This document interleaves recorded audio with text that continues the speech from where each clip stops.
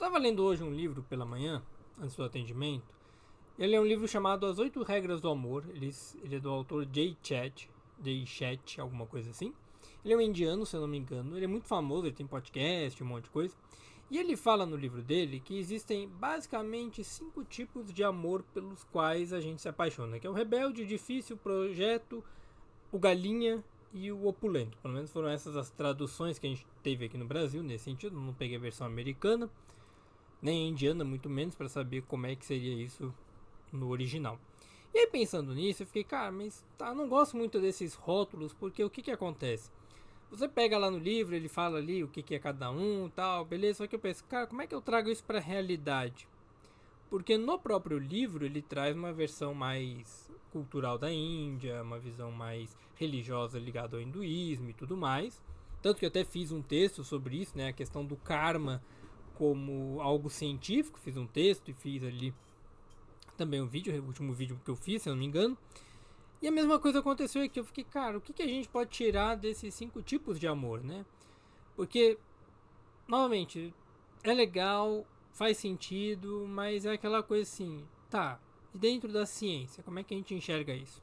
Na teoria do apego, do Joe Bowlby, alguma coisa nesse sentido, ele fala sobre como é que as pessoas se estruturam, né, em apegos. Você tem o apego seguro, o apego inseguro, o apego ambíguo, o apego ansioso, evitativo e tal. E aí você vai desenvolvendo, né? Até alguns outros autores tentaram ir além da teoria original, que eu acho muito bom. E aí, pensando nessa mesma dinâmica, eu pensei assim, tá, o que a gente pode ter aqui dentro do amor rebelde? Que é a emoção que a gente confunde com amor. É muito comum essas pessoas, as pessoas que se relacionam com esse amor rebelde, elas estarem associadas pela imprevisibilidade, que é uma coisa que a gente chama de reforço intermitente.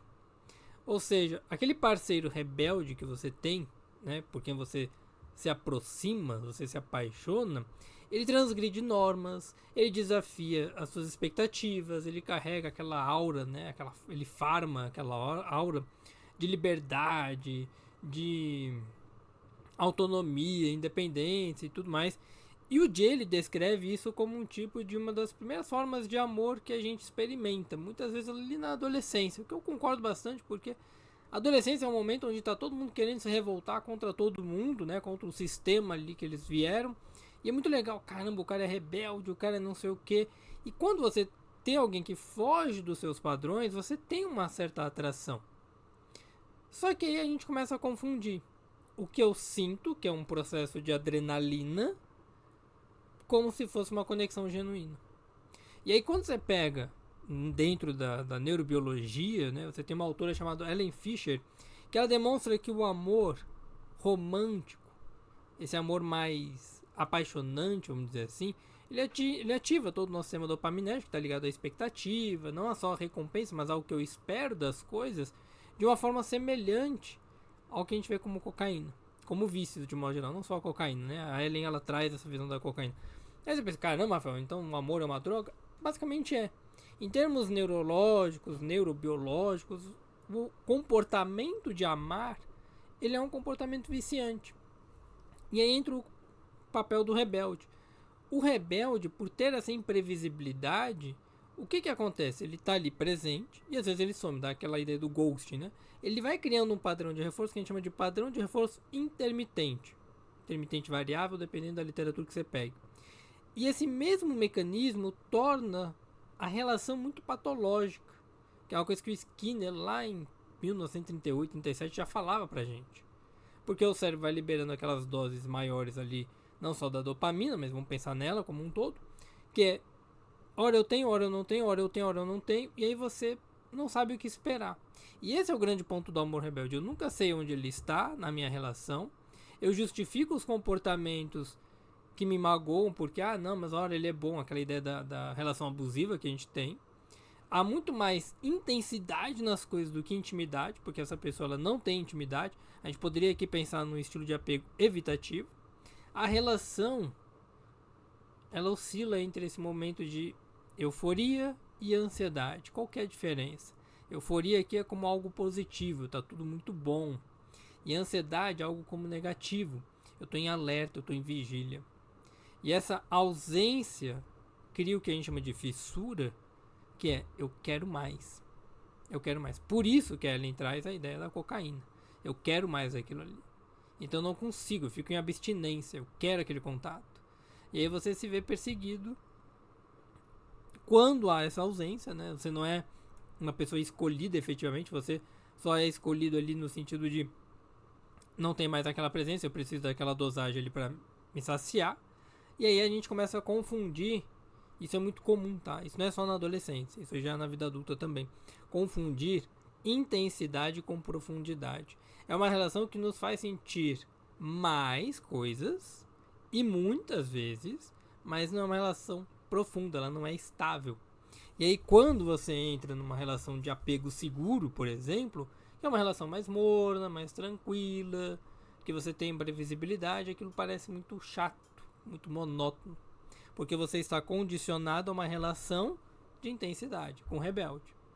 E aí você pensa assim, o que a gente pode entender sobre isso? Que esses condicionamentos emocionais que são feitos lá na nossa infância, adolescência, esses condicionamentos, esses aprendizados, mostram que esses vínculos formados por essa excitação fisiológica, eles são percebidos realmente como mais intensos, obviamente, mais significativos, porque você está liberando muito mais hormônios, neurotransmissores e tudo mais, porque o cérebro não vai distinguir exatamente essa diferença entre a excitação do medo e a excitação do prazer, do amor, vamos pensar assim. E aí tem uma autora que ela fala muito isso, que é de um modelo terapêutico que a gente tem, que é a terapia focada nas emoções, que é a Sue Johnson, uma coisa assim, Sue Johnson, acho que é isso.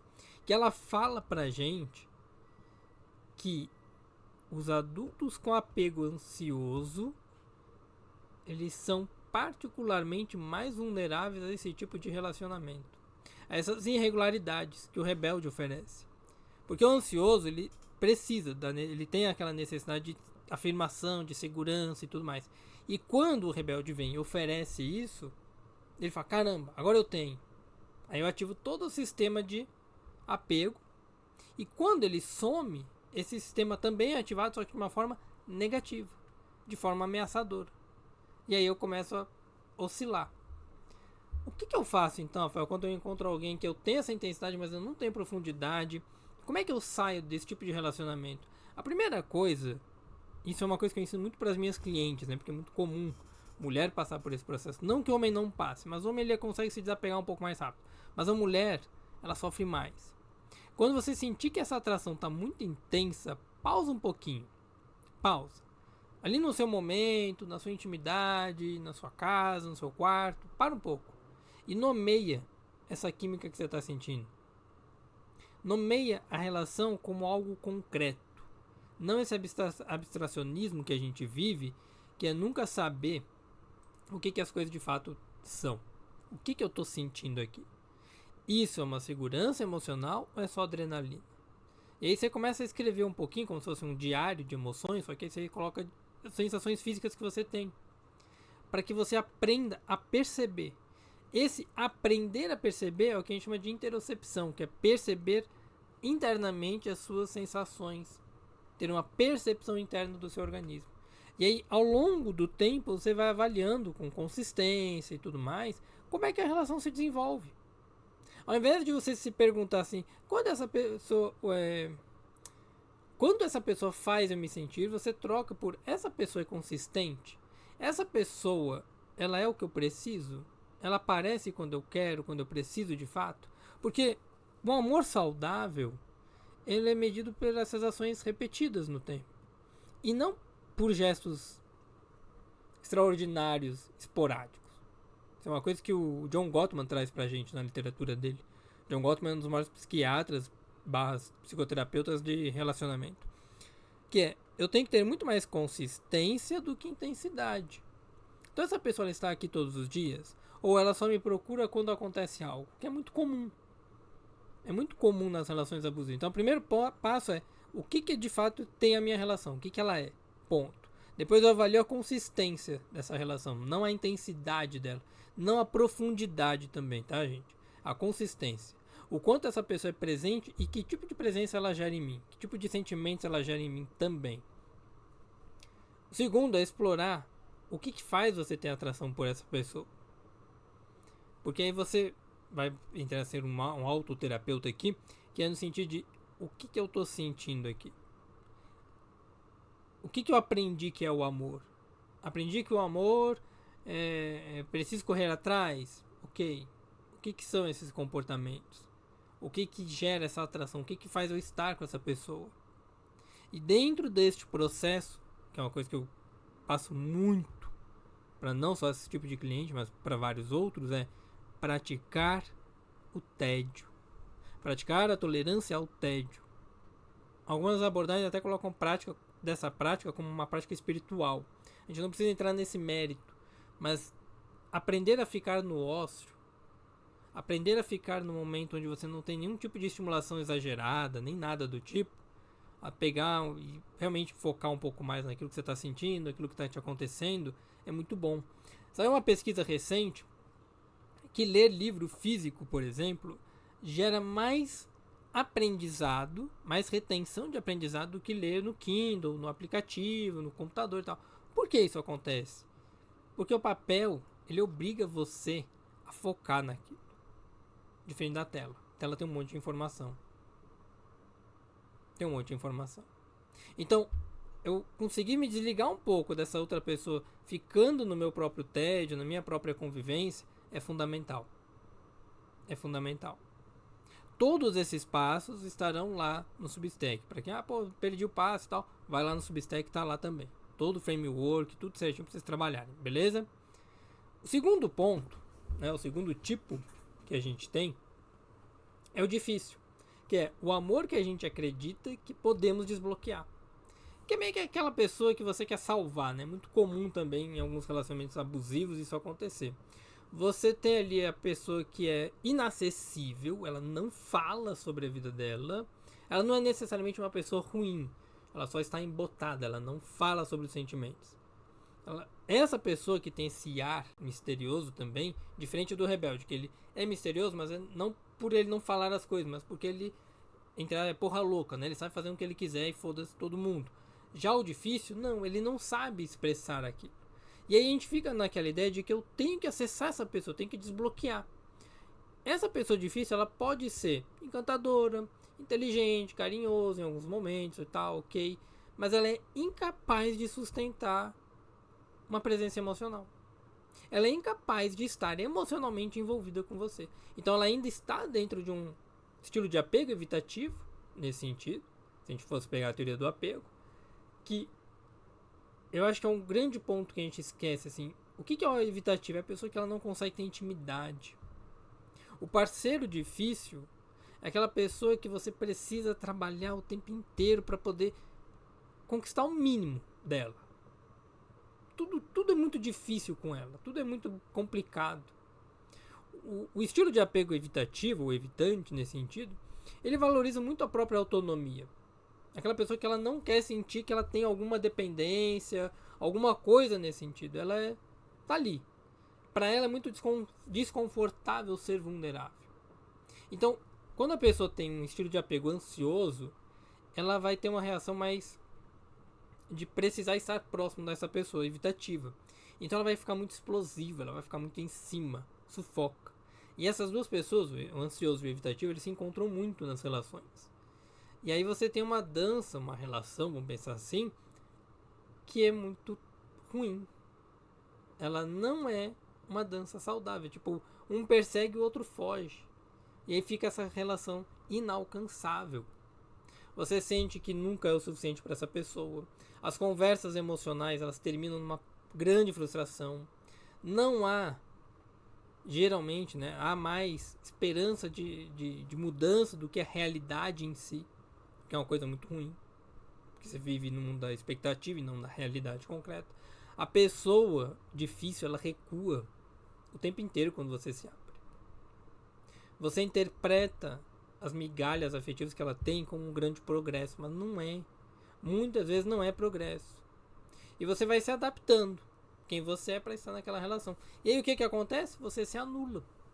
Então, uma coisa que o Jay ele fala no livro é que a gente não pode amar alguém ao ponto de curar essa pessoa Porque se essa pessoa ela não quer ser curada, ou elas não conseguem curar a si mesmas, essa relação ela não tem fundamento.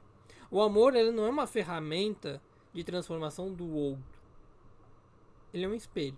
Eu discordo um pouquinho do Jay aqui, porque eu acho que o amor ele pode ser uma ferramenta, mas eu não posso esperar que eu, enquanto parceiro, vá conseguir mudar o outro.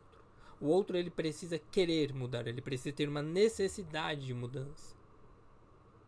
Ele precisa ter essa vontade interna. Eu posso amar, eu posso oferecer coisas, mas eu tenho que avaliar também se está tendo esse progresso. Porque se não tem esse progresso, não adianta, não tem como evoluir. Ok? O relacionamento para ser sustentável, isso quem traz pra gente é um autor que eu comecei a reler muito, que é o Stan Tatkin, alguma coisa assim, Stan alguma coisa. Que ele também fala sobre relacionamento e tal, tem um livro dele que foi trago pro Brasil recentemente, que ele fala que o relacionamento, ele é uma regulação mútua. Os dois precisam estar se ajudando. Os dois precisam se regular, é uma corregulação, é quase pai e filho. Só que não é uma relação pai e filho aqui, obviamente. Né? Você com marido e esposa, marido com marido, esposa com esposa, não importa. Mas são dois parceiros que se regulam. Que é um parceiro ajuda o outro. Se isso não acontece, e aí nesse tipo de relacionamento com uma pessoa difícil, isso não vai acontecer porque ela vai se retirar daquilo ali. O outro vai ficar num sistema de vigilância, de hiperalerta, de ansiedade, de hiperalerta, né? Que faz com que ela não se desenvolva. E isso vai corroendo a saúde física, saúde mental, saúde conjugal ao longo de todo o tempo. É muito ruim para a relação. É muito complicado. Val, o que eu faço? Mesma coisa do que o anterior, só que com algumas diferenças. Distinguir o que é potencial do que é realidade. Ao invés de eu só olhar o que eu estou sentindo, qual é a química real, é o que é expectativa minha e o que é realidade, o que a outra pessoa está de fato me oferecendo. E aí dentro disso, você vai estabelecer as suas necessidades inegociáveis para o outro. Olha, isso aqui eu não abro mão. Isso aqui para mim é fundamental. Se você não pode me oferecer isso aqui, a relação não evolui. Eu tenho que ter uma relação inegociável com as minhas necessidades. E junto disso, investir na minha vida. Ah, você é egoísta? Não é questão de ser egoísta, é questão de você ser sustentável para você. Você não pode depender do outro para que ele corresponda às suas necessidades o tempo inteiro. Isso é um ponto que é uma causa pétrea, assim, não pode mudar isso. Eu tenho que estabelecer minhas necessidades, obviamente, tenho que comunicá-las, mas também tenho que saber supri-las, porque se eu ficar esperando que o outro supra isso, nunca vai acertar. E aí uma coisa que eu coloco para as minhas clientes também é o seguinte: se dê um prazo. Rafael, estabeleci o que é real e o que é expectativa minha. Eu entendo quais são as minhas necessidades. Tenho trabalhado nisso comigo mesmo. Já externalizei para o meu parceiro que eu quero que ele comece a fazer pelo menos essas 3 atividades aqui, essas 3 mudanças. E aí agora, o que eu faço? Estabelece um prazo. Quanto tempo para você, tá? Não é só para o outro. Esse prazo é seu. Você pode comunicar ao outro, mas ele é seu. Quanto tempo eu tenho que esperar para que o outro chegue nessa mudança? Ah, vou esperar, sei lá, 90 dias, vou esperar 60 dias, vou esperar 6 meses. É você que avalia esse prazo. Se não chegar nesse prazo, o que acontece? Senta, conversa de novo e define o que vocês querem da relação. Se ao final desses, sei lá, 90 dias, se ao final eu não tiver tido essas mudanças, os padrões se persistiram, não houve nenhuma alteração, respeite seus dados e vai embora. Vai seguir tua vida. Não vai mudar aquela situação. 90 dias e a pessoa não buscou uma mudança mínima de comportamento, ela não vai buscar aquilo ali. Não vai. Entende? Um outro tipo de relacionamento que ele traz, que é um padrão de controle disfarçado de cuidado, também pode soar como abusivo, é o que o Jay chama de projeto, que é o amor, que é na verdade um canteiro de obra. O que isso quer dizer? Aquela pessoa que ele olha para você, ele olha todo um potencial, ou você olha para essa pessoa, né? Vamos pensar assim, todo um potencial, é parecido com o difícil. Você vê todo um, cara, dá para fazer tudo isso aqui, só que você começa a querer cuidar dessa pessoa. Aí você ama quem achamos que essa pessoa pode se tornar. Eu ainda tô naquela expectativa, lembra? Eu não trabalhei aquilo ali. Então, eu começo a projetar coisas nessa pessoa, nessa relação, que elas não são reais. E aí eu começo a olhar essas tendências de, geralmente, pessoas que têm muita empatia, que têm uma tendência mais de cuidado, né? Assim, ela é mais cuidadora. Geralmente é o que gera uma codependência. Essa pessoa ela começa a querer mudar o outro.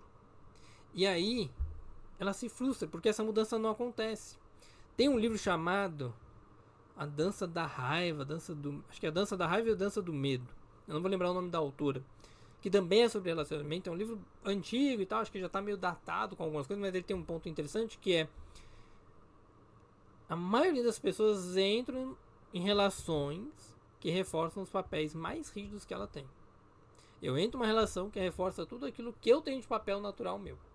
Então, eu sou o cuidador, eu sinto necessidade de cuidar. Eu sou um cara mais pra frente com algumas coisas, eu vou fazer o outro tipo pra frente com algumas coisas. Então eu vou mantendo aqueles papéis, porque eu reforço todos eles na minha relação. E esse é um grande problema, porque o projeto, segundo o Jay, ele permanece numa situação de dependência. Essa pessoa ela só muda porque o outro fala para mudar. Ele não tem uma vontade própria de mudança. E aí é diferente do difícil, que o difícil ele não consegue perceber que ele precisa mudar, ele tem dificuldades também e tudo mais. O projeto muitas vezes ele nem nota que ele precisa fazer essas mudanças. O difícil ele tem dificuldade, ele tem um embotamento. O rebelde ele não está nem aí. E o projeto, ele não percebe isso. Ele não tem um senso de agência para o crescimento. De autoagência, né? De agenciar-se nesse aspecto. E aí o que acontece? O cuidador ele abandona a sua própria vida para cuidar do outro. Ele abandona as suas necessidades para cuidar do outro. E aí, como é que eu sei que eu sou uma pessoa que me apega ao projeto? Você acredita que pode ficar salvando pessoas? Você sente que é mais responsável pelo crescimento da relação e do próprio parceiro do que o próprio parceiro? Você se culpa quando a outra pessoa não muda, não se desenvolve? Você tem mais planos para ela do que para você mesmo? E perceber, a relação está dependendo do quê? Depende de que você apoie, seja apoiado e por aí vai. A gente tem que ter um cuidado com esse tipo de relacionamento para que realmente não entre nessas dependências, que é muito comum. Vou entrar, eu vou conseguir mudar a pessoa, ela vai melhorar. E aí uma coisa que o Jay fala pra gente no livro também, uma da marcação que eu fiz foi: quando a gente ama o potencial de alguém mais do que a pessoa que está diante da gente, aquela realidade em si, não estamos de fato em amor. Nós estamos num projeto de gestão, numa projeção. Eu não estou amando a pessoa na realidade, de maneira honesta, genuína. Eu estou apenas amando aquilo que eu imagino que ela poderia ser. E muitas vezes nem ela quer ser aquilo. O John Gottman ele tem uma pesquisa que ele fala um pouco sobre isso pra gente. Que é: a gente tem um poder de responsabilidade mútua na relação. Eu tenho que mudar por mim, meu parceiro tem que mudar por ele, e nós temos que mudar pela relação.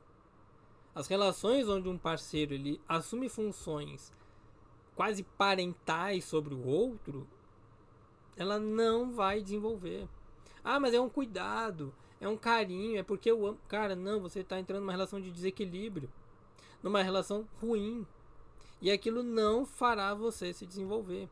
Tem uma autora que eu gosto muito, que fala só de dependência, codependência, que é Melody Beach, alguma coisa assim. A Melody. Você procura lá, Melody Codependência e vai achar. Ela também é um pouquinho mais datada, mas ainda serve muito, porque isso não mudou tanto. Ela descreve que esses relacionamentos assim, esses comportamentos de cuidado e tudo mais, ele vem para preencher uma necessidade de se sentir útil, valioso, porque a gente lá atrás não foi valorizado para isso. E aí eu tenho uma autoestima muito frágil, eu preciso ser útil, e eu começo a querer cuidar do outro. Porque para alguém, pelo menos, eu estou sendo útil. Para alguém eu tenho valor. E aí, como é que eu saio disso? Primeiro passo: alguém me pediu ajuda? Essa pessoa de fato me pediu ajuda? Ela quer mudar? Segundo, eu estou investindo no meu crescimento? Eu estou colocando as minhas sugestões do outro para a minha própria vida? Eu estou praticando o meu amor como suporte e não como uma gestão? Ele é um apoio e não uma ordem? É nesse sentido. E o último passo seria avaliar o que acontece quando o projeto está concluído ou quando ele não é concluído. Se essa pessoa se tornar exatamente quem eu imagino que ela pode estar, eu ainda vou me atrair por ela? Eu ainda vou querer estar ali com ela? Então, a gente tem que ter um pouquinho esse cuidado de, essa pessoa está me pedindo ajuda? Isso é uma coisa que na psicologia a gente brinca muito. O que o teu cliente chega e pede para você, ele deixa claro? E eu brinco com alguns clientes, você quer que eu dê uma resposta? Você quer só desabafar? Você quer o quê? É uma coisa básica dos relacionamentos que a gente esquece, né? O que a outra pessoa quer? Ah, não, eu só quero botar para fora. Tudo bem, tô aqui para te ouvir. Porque se ela põe para fora, você quer corrigir, que a gente aprende muito essa visão, né, de que tem que consertar as pessoas, e você se lasca no processo da relação. Não só terapêutica, mas na relação conjugal. Então, o que meu parceiro quer? Eu estou investindo em mim, eu estou praticando o amor como suporte e não como gestão. Não estou pedindo, ordenando o tempo inteiro que essa pessoa faça as coisas, mas eu apoio ela a fazer por ela. Eu estou deixando espaço para que ela faça as coisas. E se esse projeto que eu criei, ele chegar ao fim, o que acontece? O que eu faço com relação a esse amor? O quarto tipo que o Jay traz pra gente é a ideia do galinha, que é um amor que evita o pouso, né? Que ele evita estar ali. Ele também está no apego evitativo. Também está no apego evitativo. Ah, o Jay ele traz todos os apegos? Não, ele não tem essa pretensão, essa premissa, nem nada. E eu que vou fazendo essas analogias porque pra mim faz muito sentido. O galinha, da mesma forma, ele tem medo da intimidade. Similar ao difícil, só que o difícil ele não entra na intimidade porque ele não sabe fazer aquilo, o galinha ele foge diretamente daquilo. E aí, eu acho que a tradução traz essa ideia, né, de galinha, porque é uma pessoa que ela não está o tempo inteiro naquela relação. É aquele que mantém várias pessoas, afetivamente falando, seja afetivo, sexual, não importa, sem a capacidade ou a intenção de aprofundar-se. E aí, não é um simples padrão de desonestidade, não é uma pessoa desonesta, não é essa questão, não é isso. Mas é uma pessoa que tem medo. Ela não sabe lidar com intimidade, ela não sabe lidar com responsabilidade, ela não sabe lidar com profundidade, ela não sabe olhar para conflito. O parceiro do galinha, geralmente, ele sabe como criar essas faíscas de atração, e isso rola muito na relação, então há muitas faíscas de proximidade, mas quando vem aquilo ali, quase uma coisa histérica, né, na verdade, quando vem a intimidade, ele foge.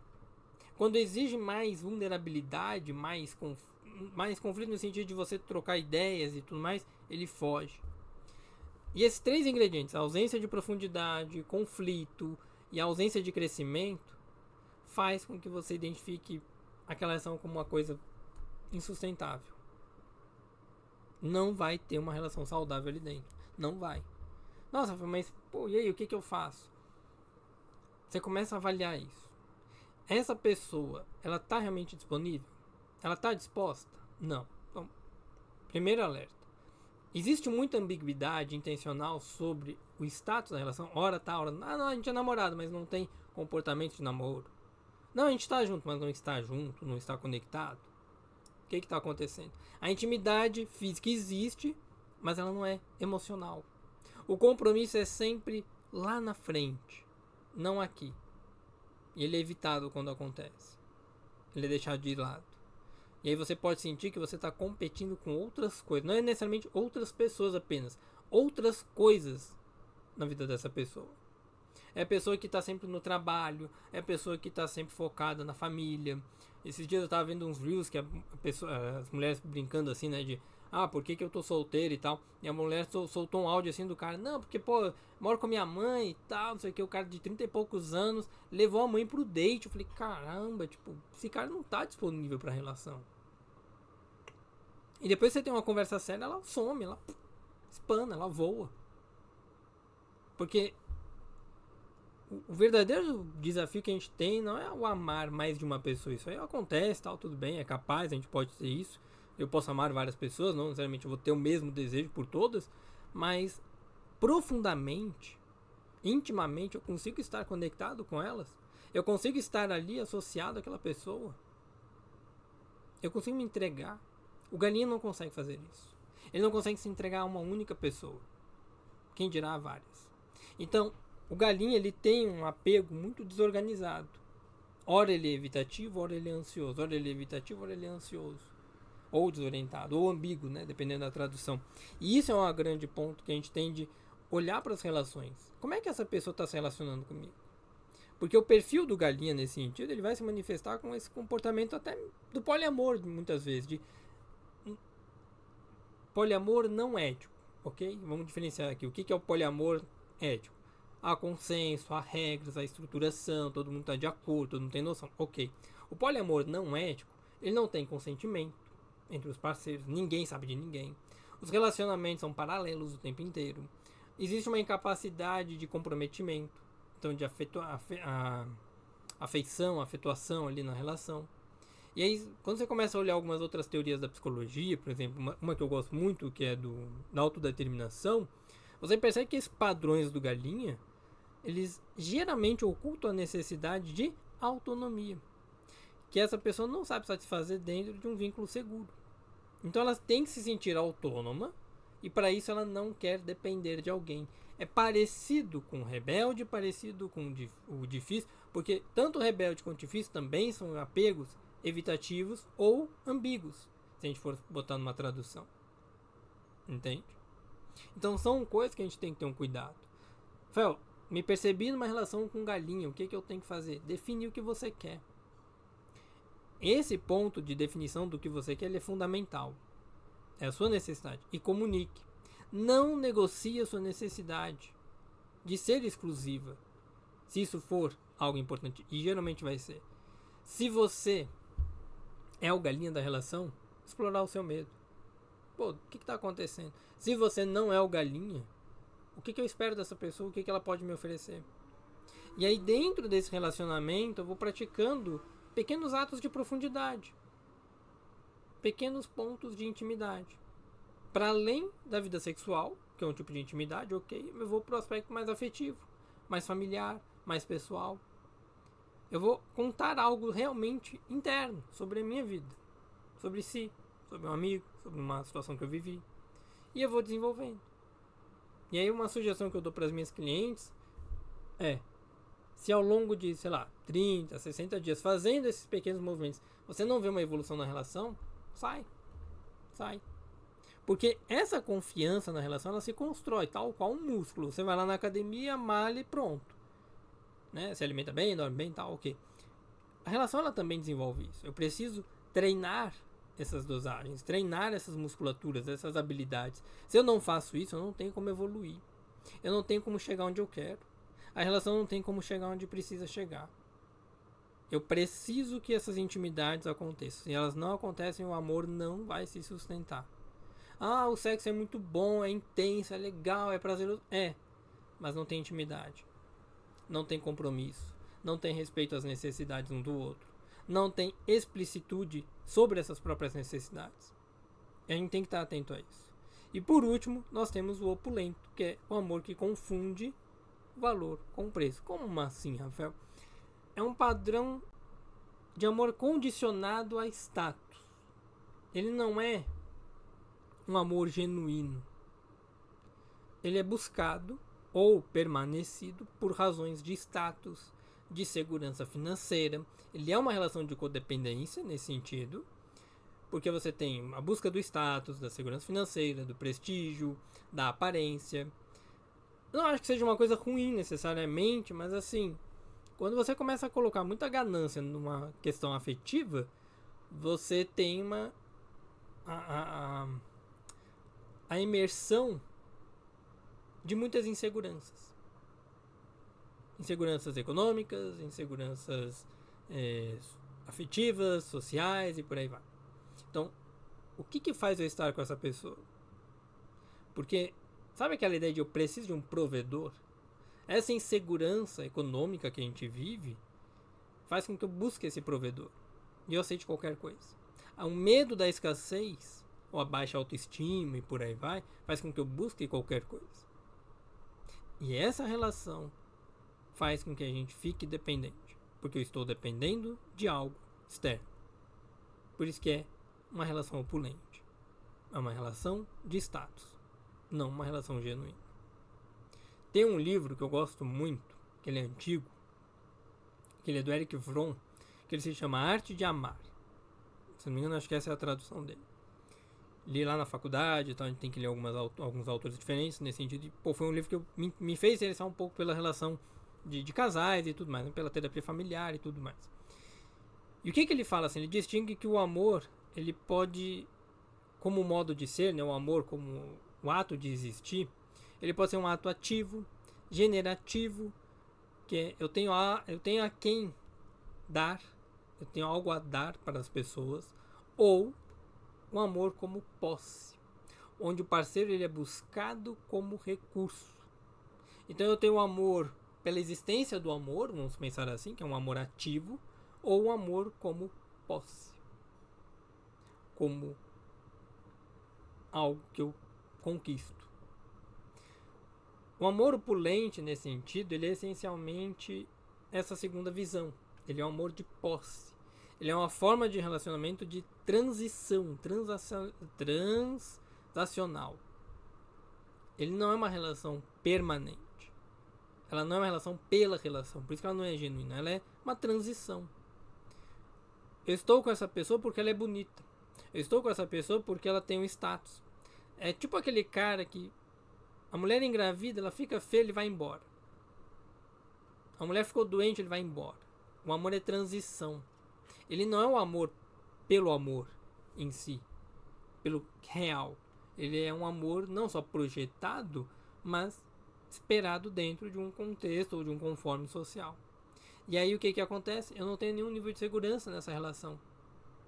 Todas as relações, todos os pontos de segurança que eu tenho são substituídos por pontos materiais e não por uma questão afetiva. Geralmente isso vai acontecer da seguinte forma: o que me atrai nessa pessoa é o que ela possui, não é o que ela é. Há um desconforto em imaginar que essa pessoa ela não tem recurso.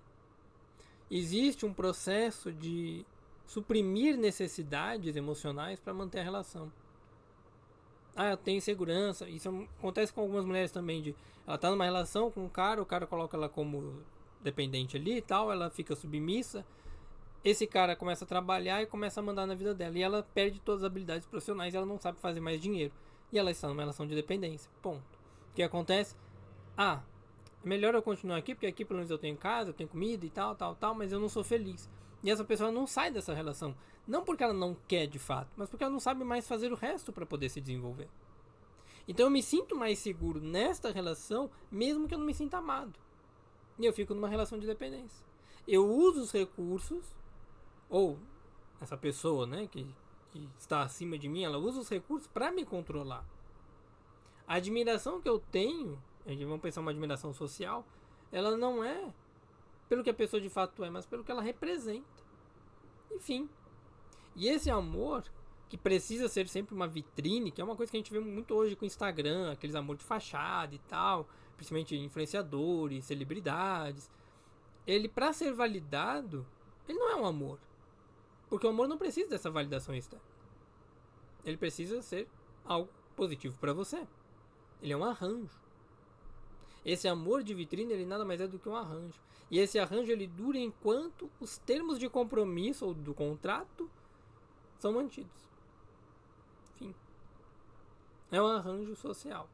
E não tem filho que sustente esse arranjo. Não tem casamento que sustente isso. Não tem nada. Enquanto aquilo for útil para mim, porque existe uma utilidade, é uma relação nesse sentido, ela não é uma relação genuína, afetivamente falando, ela é de utilidade, de materialismo até nesse sentido. Se aquilo já não faz mais sentido para mim, já não é mais útil, eu não quero. E eu rompo aquela relação. E pronto.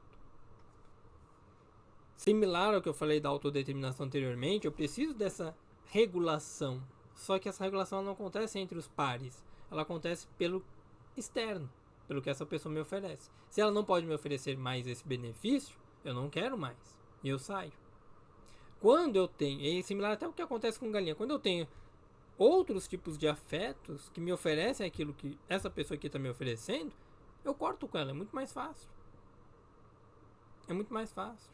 E aí eu vou olhando para essas relações de uma forma muito superficial. Porque elas não têm sentido. Elas não produzem realmente um bem-estar. É um bem-estar muito subjetivo, muito pontual ali. O Robert Cialdini, ele traz uma ideia pra gente, que é o efeito halo, aquela ideia da áurea, né, do ânjo e tal, que é, eu crio distorções de percepção, atribuímos virtudes e tal, que não existem muitas vezes nas pessoas, porque elas fazem algo benéfico pra gente.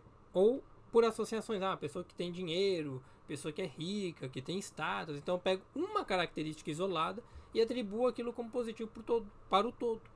E eu não percebo que isso me gera um mal-estar. Então, a mesma coisa acontece no relacionamento. O que eu tenho que fazer com isso? Separar o que é uma segurança material da minha segurança emocional. Separar o que é materialismo daquilo que é afetivo. Testar o amor fora do contexto material. Ou seja, passar um tempo com meu parceiro sem esses recursos exagerados. Caminhadas, cozinhar junto, conversar de maneira mais íntima, uma conversa mais longa, sem uma grande programação. Olhar realmente para a nossa intimidade. Parar. Porque o que sobra quando essa opulência, né, essa ganância, esse materialismo todo ele é removido, é o que revela da relação de vocês. Se eu tiro aquilo que é o principal da relação, o que sobra? É o que eu brinco com muitos clientes. Alguns falam, pô, deve ser legal ser amigo. Eu falei, cara, não, você está tendo a melhor versão do Rafael, que é quando você me paga. A melhor versão. É o cara paciente, amigo, respeitador, que vai te ouvir, que vai te orientar. Porque fora isso, tem milhares de outros defeitos. Por que uma relação opulente? Porque é uma relação de negócios. É um serviço. Minha esposa, a mesma coisa. Temos uma relação muito genuína nesse sentido, porque não há um interesse material nas coisas. Ela não me oferece tal coisa. Não. Ela me oferece o que eu quero, o que eu preciso. A relação que você tem pai e filho, ela não tem como ser, quando vocês são saudáveis, obviamente, opulente. Porque é uma relação muito genuína. Minha filha, ela não pode me oferecer nada. Nada. Quando ela me oferece algo inesperado, é um abraço e um beijo, que eu não pedi. Isso é o mais inesperado. E eu não preciso. Eu não preciso dessas coisas para me sentir bem com ela. Entende? Esse é o grande ponto assim, da relação opulente. Eu não tenho uma grande necessidade que você precise me suprir. E aí eu consigo aproveitar aquela relação com mais segurança. Com mais tranquilidade. Eu não preciso de coisas externas. Eu não preciso de ações externas. Eu só preciso de um valor pontual. No meu caso aqui com minha filha, minha esposa, elas são, né, específicos. Então, na relação de vocês é isso. Definir quais são os seus valores. E não desejo material. Não apenas uma necessidade afetiva, mas o que é valorizado para você. O que é importante para você. Quando a gente não para olhar todos esses elementos, por isso que eu trouxe esse texto só sobre esse tópico assim no livro, que é quando eu não paro para olhar o que o amor que eu estou sentindo pelo outro é de fato, eu vou repetir todo o meu processo com outras pessoas. Eu vou repetir padrões, entre aspas, inconscientes, porque não tenho consciência deles, obviamente, e essas relações futuras vão ser sempre vazias. Cada um desses amores que eu citei, que o Jay traz pra gente, eles são problemáticos, porque eles não têm essas necessidades explícitas.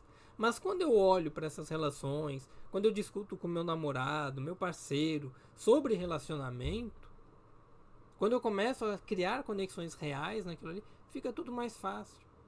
E isso é uma coisa que eu trouxe até no Substack, uma frase que é: a maioria dos casais, eles terminam porque eles não conseguem se ver como casal. Cada um está vivendo a sua própria vida. Não há um momento conjugal. O momento conjugal da maioria dos casais, e olhe lá, é o sexo. É o sexo. É pagar uma conta. Mas fora isso, não há um planejamento real. O plano é, vamos viajar, mas pô, não quero viajar com sua família, não gosto disso, não gosto daquilo. E aí sempre tem reclamações e não tem momento do casal. Do casal. E é isso que faz com que muitos casamentos, muitos relacionamentos terminem. Porque não há construção deste casal. Não há. E isso é uma coisa que a gente tem que ter um cuidado muito grande. Eu estou numa relação, eu tenho que conversar sobre ela. Eu tenho que desenvolver ela. Tal qual um músculo. Tal qual um músculo. Então para um pouquinho. Vai lá no Substack, relê o texto, faz os exercícios e veja como é que está o teu relacionamento. Se você tiver um parceiro ou parceira, senta junto e conversa. Conversa sobre o texto, sobre cada um dos tipos. Vai lá e avalia. Beleza? Até mais pra vocês.